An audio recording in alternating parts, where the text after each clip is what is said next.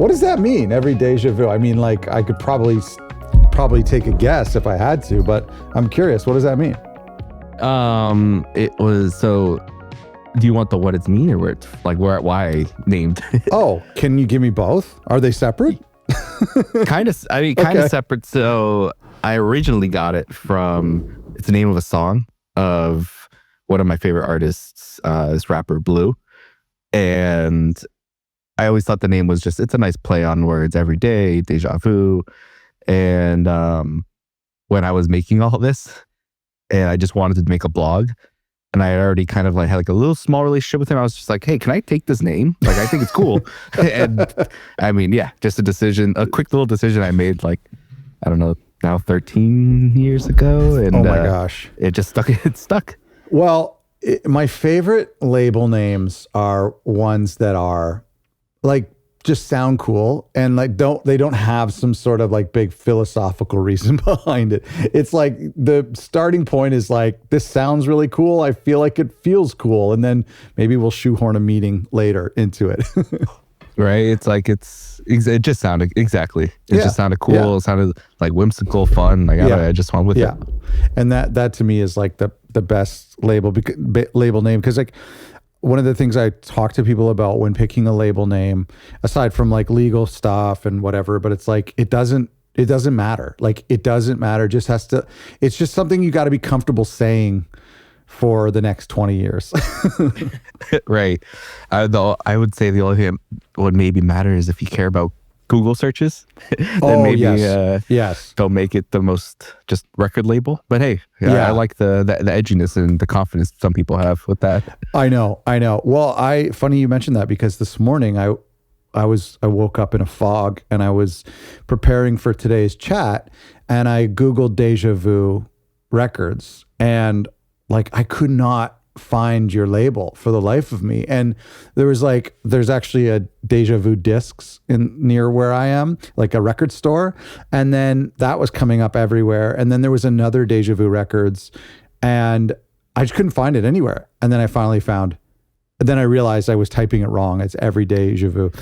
And then obviously it came up. So your name is actually quite SEO friendly.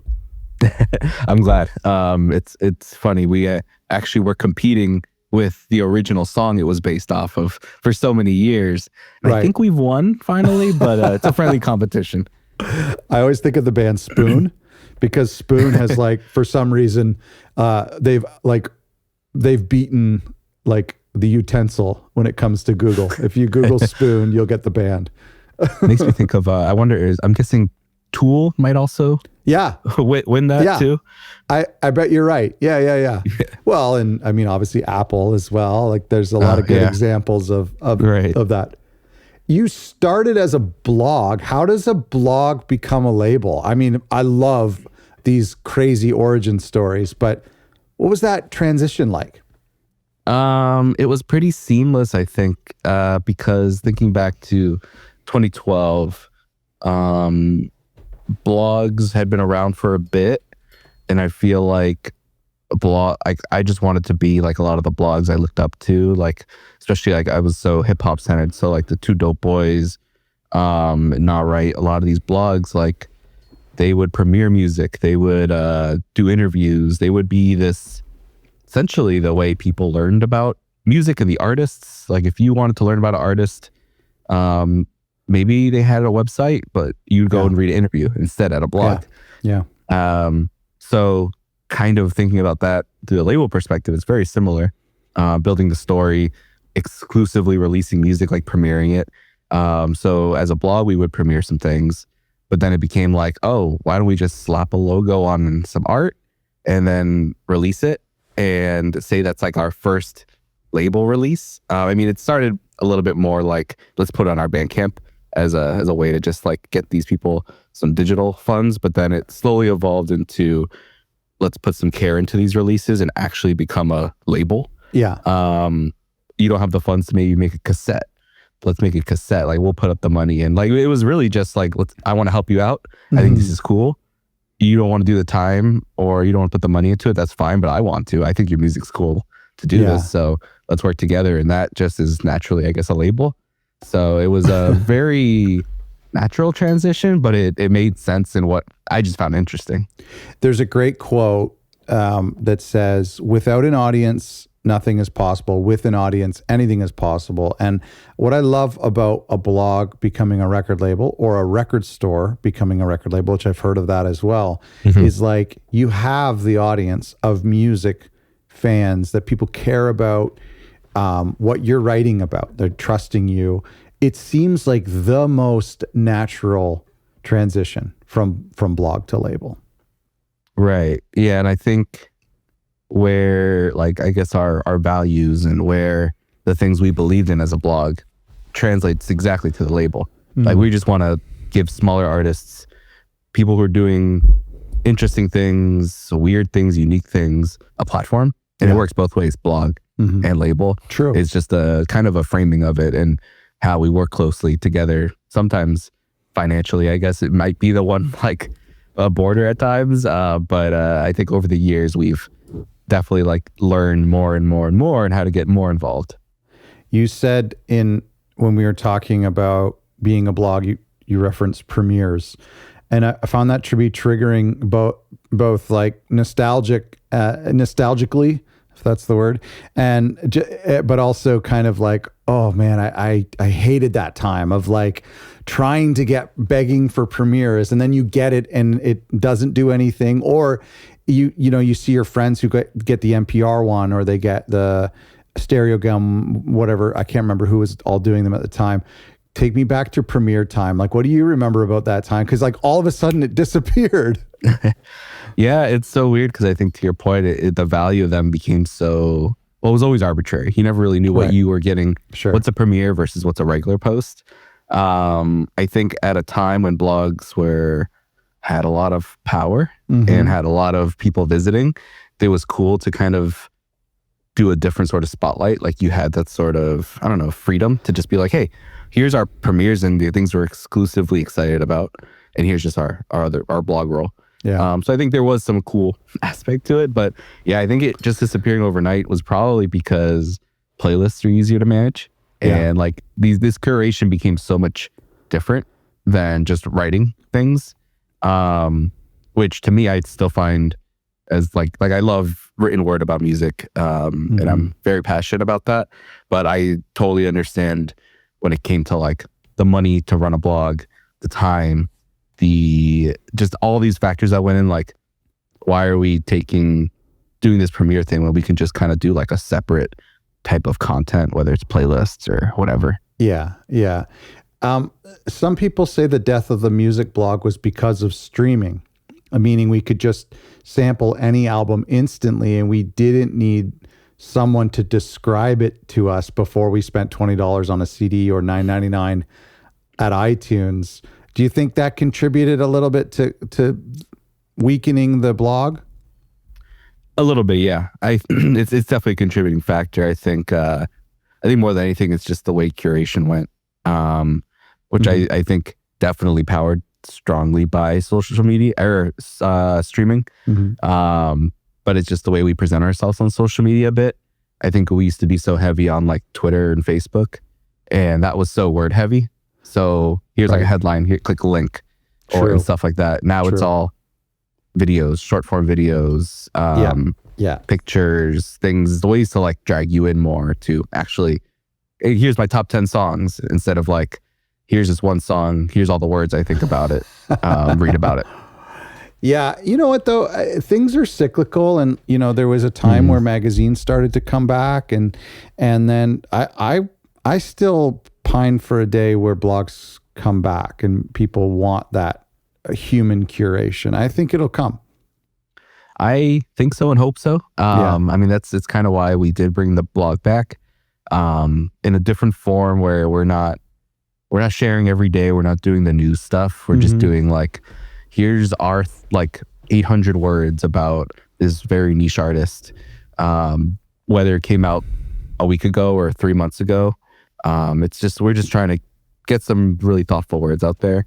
And I think that's like, think that's how it's going to come back in a way. Not to say like I'm ahead of the curve or anything like that, because there's still a lot of like really talented writers doing this work still. Yeah. But I think if people want to read about music, they're going to go to like the really thoughtful stuff. They want to really read it and see someone's opinion really well thought out.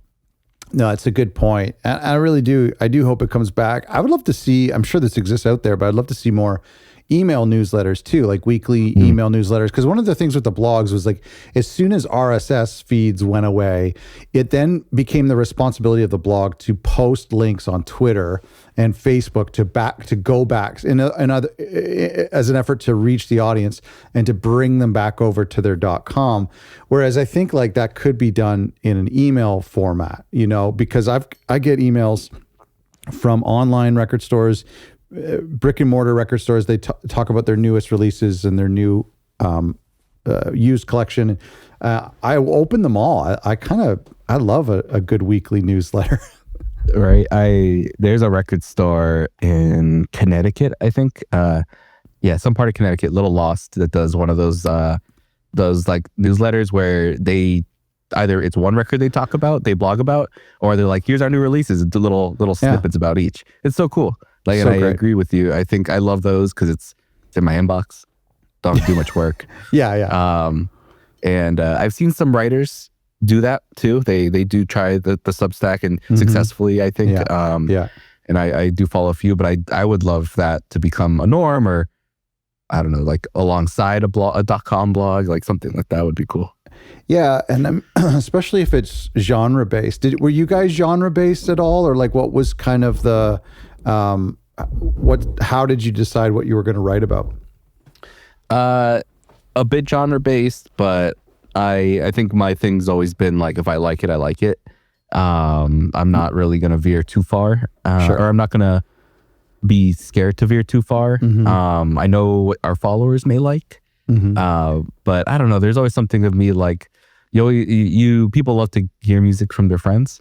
So I want to be that like friend who like, they're like, oh, I trust that guy's taste. Yeah. So like, if you're giving me something that's not the usual like hip hop, then I don't know, I'm going to check it out anyway. I think you put me onto something else that's good that I like. Hopefully like this weird left field suggestion is also going to be cool, or something I don't usually like will be cool. I think that's just the truth of all curators, record labels, blogs, playlist curators. How did that side of running the business give you a unique perspective or angle as a label owner? Once you became a label owner, whether it was, trying to get coverage, you had probably spent a few years receiving press pitches and one sheets. And what kind of perspective did that give you? Yes, I think for the most part, it did help me realize how to write a good pitch email, or at least like how to approach people, which the answer is always just not robotic. Like build connections. It's super valuable. And I think from like that curation perspective, I worked with a lot of like PR people over the years, like paying people to do the email outreach for me and trying to get on like publications or whatever, radio and things like that. And I think that stuff can be helpful and is helpful. But I think what I've learned a lot, and especially thinking back to like the blog, is how helpful it is to be that like person of contact and to build those relationships. And if I know this like writer at Pitchfork or this person on Instagram who does like their weekly roundups, I want them to see my name on an email and kind of feel like, okay, I've opened this guy's emails before. Even if I'm not responding, at least I know what I'm getting into when I'm opening this. And it's something actually I've tried to build a little bit more recently, more than anything, to try and just, I don't know, be a friendly name in an email inbox. Yeah, no, that's good of you. Is it possible that the record label as we know it has maybe taken the place of the music blog in certain ways? Like, obviously I'm biased. I'm an advocate for small indie labels, small niche labels, but I've seen, radio DJs leave their job and start a record label. I've seen, as I mentioned, record store owners start record labels, and people who are just in that curation space, that space of meeting artists, discovering artists, just pivoting in that way. And it makes me wonder, as the death of the blog has perhaps happened, or maybe just kind of the dissipation of the blog, I wonder if labels are stepping into that spot. I think so. And I think people who are like big fans of music and music discovery, they have their lists of favorite labels. Like it's such a common thing. It's like, to someone who really cares about their music is following record labels, because they know, oh, this record label, like, they put out cool stuff. And even though it's like, oh, it's a rap record label, they put out this ambient R&B project, I want to check that out because I trust them. So it's very similar to a blog in that sense. It has, I don't know if it's replaced necessarily, but it's definitely, it's for, especially as a listener perspective, it serves a very similar purpose. And I think for me, as someone who's runs both, I see it as very similar in the sense that the label is where I want to and can maybe financially put more effort into, put more time into, and feed in that way, versus a blog. I think that's a little bit easier to support. And also, I've built it in a way where it's a little bit out of my hands. I have an editor who, like, Madison, shout out to her. She accepts pitches, kind of gets things on her own hand. And we've kind of, sorry, I got a cat right here who's no problem, loves when I'm in meetings. Yeah. But she's kind of built the blog into something else past just me. Yeah, that's great. So it's kind of, it exists even further outside of my scope. Well, it's interesting you talk about that, because that's what I wanted to ask you. Is, you know, and I always was amazed when bloggers would write about my music or my label's music, because there was nothing in it for them. Eyeballs, maybe. Whereas at least with the label owner, there was a little bit of money that the label would take. The pivot from blog to label could seem to some like switching rooms on the Titanic. What made you optimistic about starting a label when it wasn't really a sound business decision? Yeah, it's a great question. I think it just came down to like what I felt passionate about. I didn't think about it so much as a business decision. It was more like, I did the design for a cassette. I turned it in to get it manufactured. It came in the mail, and I thought it was the coolest thing ever. And then it's like putting my like logo on things, and it was all very exciting for me, and getting to like work with artists and then like make them money, and all these little things just keep like adding up to why I wanted to do it.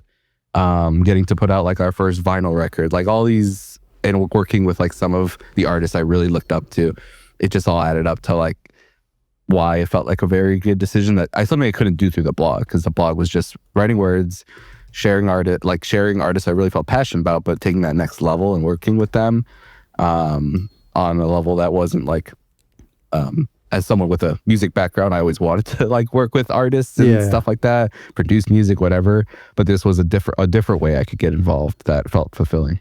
It's funny you talk about that, because it reminded me of something I read this morning on Reddit. Before I got up, it was a question on Ask Reddit. There was just this general question, and it asked the community, what is the most pleasurable feeling that a human can have that isn't sexually related or drug related?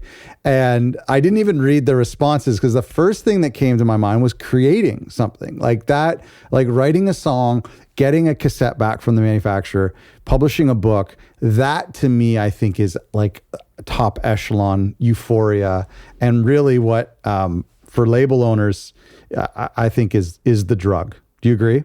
Yeah, I do. And I think, because I would hope at least all record label owners are in some form a creative, at least like at some point they've dabbled in it. Yeah. They've wanted to make their own music, something like that. And I think while you could be doing that while you're record label, whatever, but I think it's so interesting that like, I think getting to work with somebody and do it with them is just as special. And releasing it, the rollout, having it out, seeing them excited on social media, or you get the like you said, the cassette package or the vinyl package in the mail. Just that like moment where it's out, it's here. All the hard work is in this one little place. It feels very satisfying. It's a real interesting combo that you have to have a chemistry of like, you want to help artists, and that's what you were doing with the blog. But then you also want to create things. You want to make things that don't exist. And in the same way that you did that with your words on the blog, and now you're doing it with cassettes and vinyl. It's interesting. Both of those are, I almost think they're completely separate things, except for the fact that, I don't know, they're also kind of cyclical. It's like, without the artist, I can't make a tape. You know what I mean? But like, yeah, it's kind of, they're intertwined in a way. Right. Yeah, I think they do feed into each other. I mean, the blogs need the artists, the labels need the artists. And ideally it's kind of a give and take, like both, like artists should be supporting the blogs that write about them, while artists are going to continue to support the artists. And I think just same with the labels. Ideally, the labels aren't making all the money. The artists are making the money. And it's a very, very collaborative relationship as well. It just forms differently. Well, I think to finish that circle, I realized that like the music you're releasing, okay, there's the financial component of helping your artists, but I think the music you're releasing is inspiring other musicians and other artists. So it's like you're paying it forward. So it's like the artist gives you music, you release that to other artists out there, and your artists on your roster, I'm getting a little too deep here, but your artists on your roster were probably fed by labels before you, that they were inspired, and then it keeps going back and back, and we're basically just keeping this train moving, perhaps. I don't know. Right. Well, it's like it's kind of a bit of artist development side of things too, where I hope that the artists we work with are learning things and they're applying them. And like you said, there's other artists seeing that too. Other artists that may look up to these artists, and then they can learn independently, or maybe when they go to a label, they're like, hey, we saw this happen over here. And it is just kind of like building on top of that, where, you know, I think all the artists I work with, they could do this independently or with another label, but I hope that whatever time I'm putting into it, they are gaining something from it, and that it is being passed down in that way. When you work on the label, what is it that energizes you? What is it that like puts fuel in your tank? Ooh, there's a lot of different parts of it. I think, I mean, sometimes it just varies. Like, I think my brain on a day-to-day basis goes through like the to-do list, and I'm like, what's the most fun? Sometimes it is like the metadata part of it. I'm like listening to the album that I'm putting into the back end. You gotta love it. Yeah. Yeah. And then sometimes it's like social media. It's like, oh, I love the graphic design bit of it, and like really trying to like further expand on the brand. And I'm like, I'm gonna make this little thing for Instagram really quick, and then that inspires me. Or it's, all right, which I need to do more of this, but time to put my face behind a camera and like talk to the audience in that way and come up with some sort of thing for that. So it's just, you know, things on a day-to-day basis. Oh, like the other day, just having an idea, like we should do a compilation, guys. Like we've had a lot of people to the label. Anyone have some like spare stuff? And because I saw some of my artists collaborating already naturally, and I thought that was beautiful, and just kind of like pitched that idea a little bit. And it was just a lot of conversation on our Discord about all this, and it was like just trying to structure that and figure that out. That's the stuff that gets me going. Well, that's so funny you say that, because you have to, I think it's that Swiss Army knife approach that makes a good label owner, is getting energized by metadata. And there's like 50% of our audience are nodding their head going, yeah, I just kind of enjoy that stuff. The spreadsheets, but of course, like working with artists and everything, you got to enjoy it all.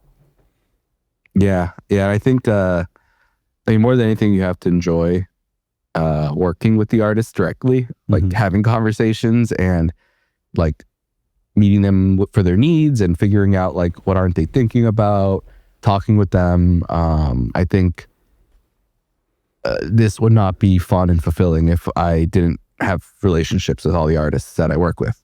It would just be, I don't know, me guessing and stuff. Like I don't see that, or I see what I do with work, like these relationships I build and trying to build like a close knit sort of network as one of the most fulfilling parts. Well, I asked you what fills your fuel tank. Let's get dark for a second. What burns a lot of fuel? What do you find to be the hardest part of the job or the stressful parts of the job? I think it probably all comes down to like the very tough part of not knowing what is going to be successful. Like I think working very hard with our artists and telling them this, this is what we know, this is what we've learned, what we've heard. We could put all this work into here, and we're going to have a slightly better chance for a playlist or this or that. Mm-hmm. And then release day comes, a week comes, and it's like, oh, we don't know. And it's kind of beautiful to be a little ignorant to that and just kind of enjoy the process. But the reality is, like, we work so hard to do this and tell our artists that these are the lessons we've learned. It should work. And we hope that that's not all they're taking from it. But I don't know, people have the goals of maybe, getting on an editorial playlist, getting a shout out from their favorite Instagram curator, all these things that are totally understandable. So it's a bit tough when you're fighting against, like, the competition's just huge and everyone's making music. How do you avoid not feeling like a failure when you don't get those things as a label owner? I think the key is communication, because I've failed, or quote unquote failed, many times as a label owner. Yeah. Many times as someone who runs a blog. Like, I've put a lot of stuff out there in many forms, and that's failed. So I'm a bit used to it. I think what's hard is the artist and how they are feeling. So, because I can't change how they feel, and I think how they feel is totally valid. So I think it's a matter of communication before everything.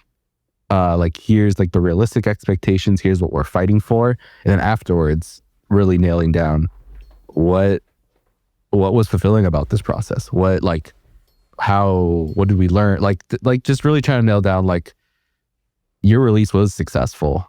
Maybe if it didn't hit like this goal or that goal, it's okay. But like overall, like, there's a lot of things you put into it that's successful. I completely agree. I have a perspective as an artist who makes my own music and releases my own music. And I think one of the things that motivates me, and I would try to push on an artist as well, and because a label can have this ability, but most artists can't. And that's like, when something doesn't go right, it's okay, we have something coming up next. And so we'll try again. We'll get up and try again. Right. So a label, it's like that release didn't hit for whatever reason, bad timing, bad luck, whatever. But we got another one, we'll try again. Some artists are like, I've been working on this record for 5 years. It's my debut record. I've been working on this for 10 years. I'm putting everything into this. And if it fails, I don't think I have another one in me. So for me as an artist, and I would encourage other artists to do this, if something just doesn't work, I can't, grieve over it. I need to start writing, thinking about the next record, and getting up and trying again. It's kind of like losing the Super Bowl. You can cry for the night, but like, then you got to start training for next year, Right. I agree with that completely. And I think the tough part is trying to separate the like business side versus like the artistic side. Okay. Because unfortunately, every artist needs to be like a business person, right, or like their own company. And everyone wants to be a successful business. But I think focusing on the artist side of things in those moments is so important, because it's like, why are you doing this? It's because you love music. Yeah. It's like, you don't love being a business owner. Like, it's at least maybe some artists do. But I feel like the artists I work with, I've always noticed that like they love music. They love making music. They love releasing music. They love being part of music communities. And it's like focusing on that helps get over the other stuff a lot easier. That's a great point. Let's get physical for a second. You said on your website that every release you do has to have some physical component, either physical format, or at least a sticker or a guitar pick. What is the philosophy behind that policy? It's just me as a fan of that stuff. And we haven't followed that 100%. It's usually because we're delaying it for later, or an artist decides they don't want to, they'll do it on the next one. But I think, as a music fan, I just think it's special. Like being able to hold something, potentially unique.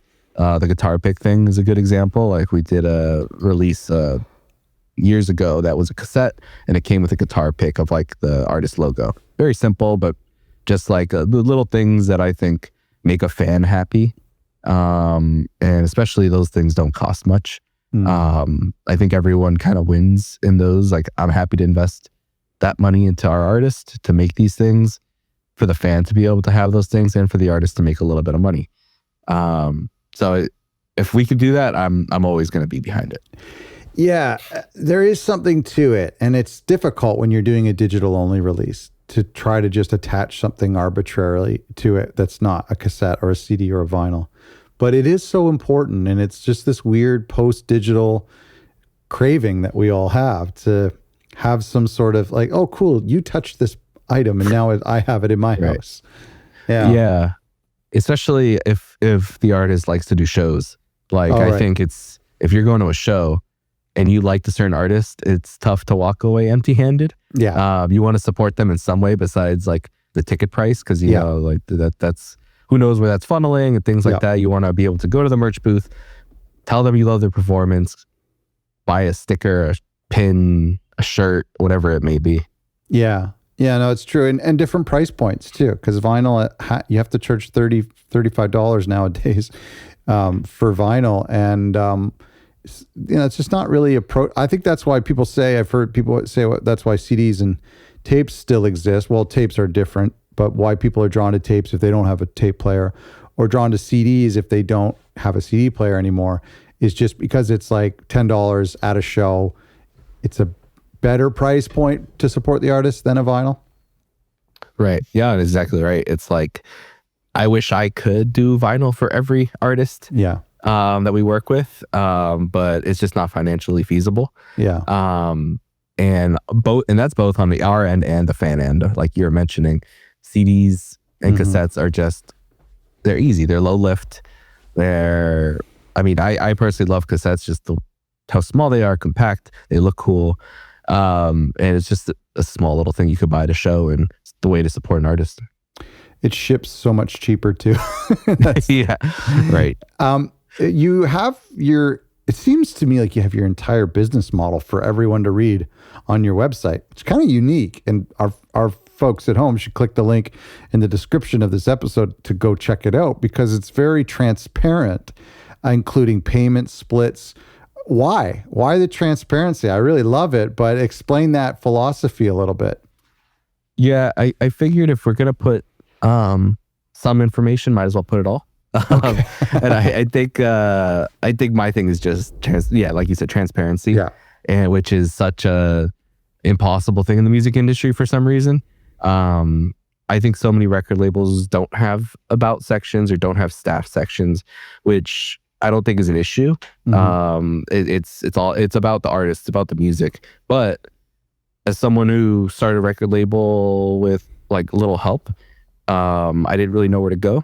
I checked out your stuff a while back. I asked some other friends who ran record labels, Reddit, like all the places you go to try and learn how to do things. But so much of it is like, who knows? And it serves like the purpose of like other record labels potentially, or people getting into like that side of the music industry. That's very true. But also the artist side of things. I've tried to, I've spoken to a lot of artists, not to like sign them, but to tell them like, this is what we offer. Here's our record label contract that we use for all of our artists. This is what you should be looking for, or at least something similar when you're looking for deals. I've seen people on social media talk about like distribution deals, and a lot of what you do is trying to demystify it. And if we can play a little part in that, I think it's good. That's nice. There's just so much bad information out there, and who do you trust? Who's trying to rip you off? Like, why is this distributor trying to take your publishing? I don't know. Things like that. I'm working on this project right now, and it's for later this year. But it required me to go to Threads and look up all these negative posts about record labels and why we don't need record labels and why they're scammers and horrible people. And so it was a painful experience for me. I had to go and screen grab all this stuff for something I'm working on to counteract and to respond to them, of course. But I was just like, God, there's just so much generalization, first of all, like to say that, to put you and Everyday Deja Vu into the same category as Universal Music or Sony is ridiculous. It's ridiculous. Right. But it's people do that. And anyway, yeah, there's a lot of terrible information out there. Yeah, it's unfortunate. It's like, yeah, to your point, someone hears about a bad Universal deal or a bad just like big record label deal that went wrong, and then they just start applying it. And I've spoken to a lot of artists who will be having conversation like, this is our deal, you know, we do this type of split. And they're like, and you're not going to charge me any money like for this and that. Like, are you like, can I, like, where is that wording? And I'm like, no, well, it's the wording that we don't do that is right here. And like, just trying to like, it is interesting because so many artists have just like these assumptions. And it's not their fault. It's just the way that you don't know how these deals work in other companies and things like that. I think anytime a contract is presented, people get their backs up. Anytime, I mean, record labels have a history.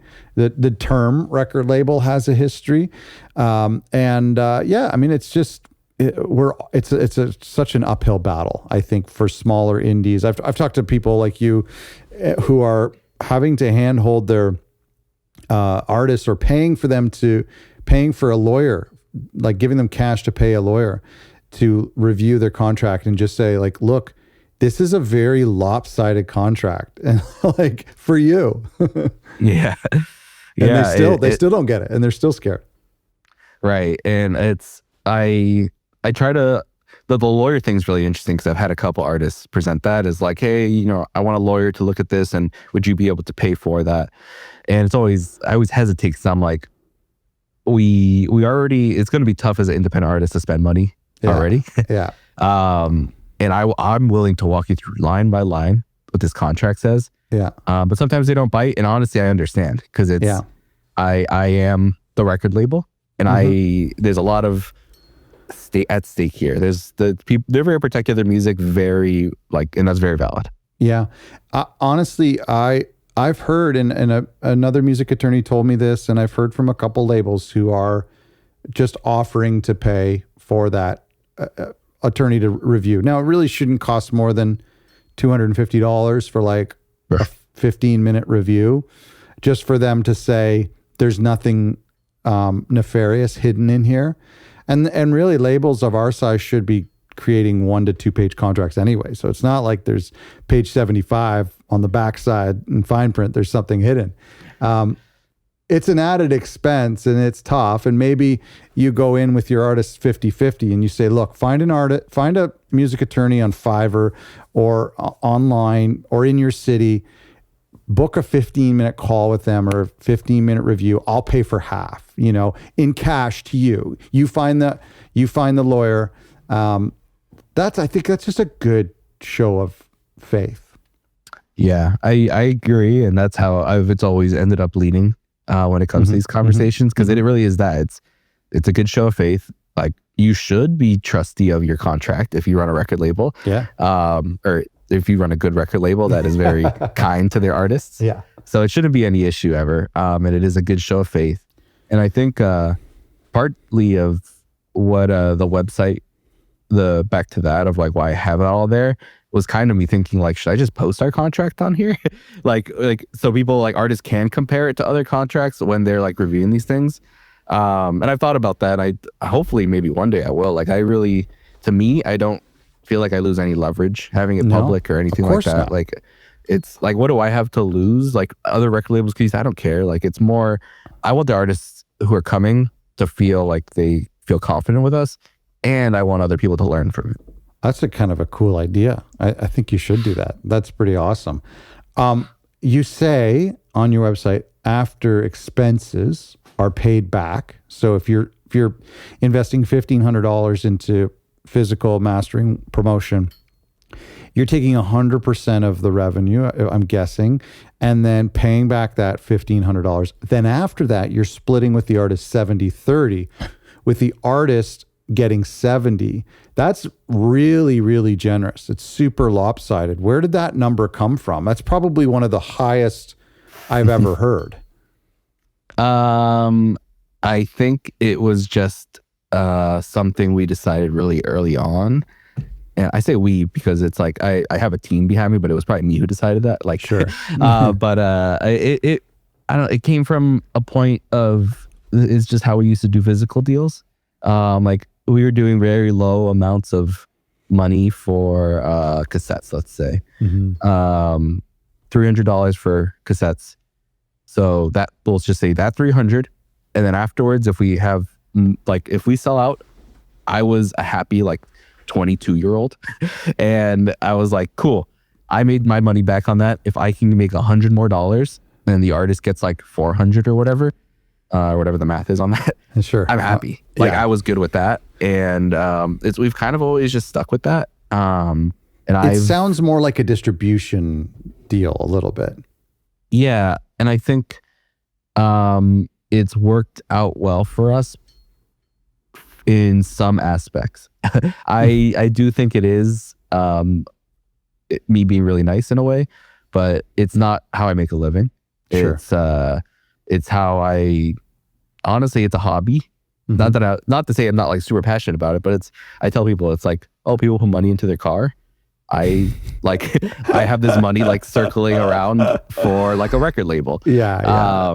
And I put a ton of time into it and a ton of work and passion. So does Anna, who's on my team. She helps out for marketing.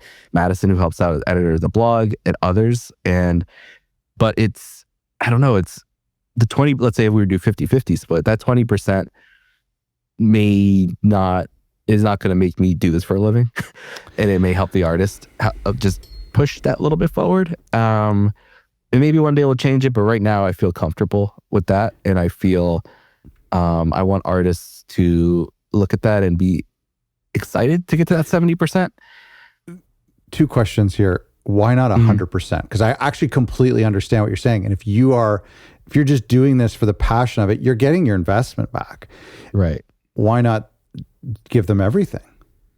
That's a good point. And I think it's twofold to that. One, I think we need to make some money to put back into projects. Yeah. I want to make some money from our bigger artists to be able to fuel the more niche artists, the more niche sounds. Agreed. The artists that this, we may not make too much money off of this, and everyone involved might know that.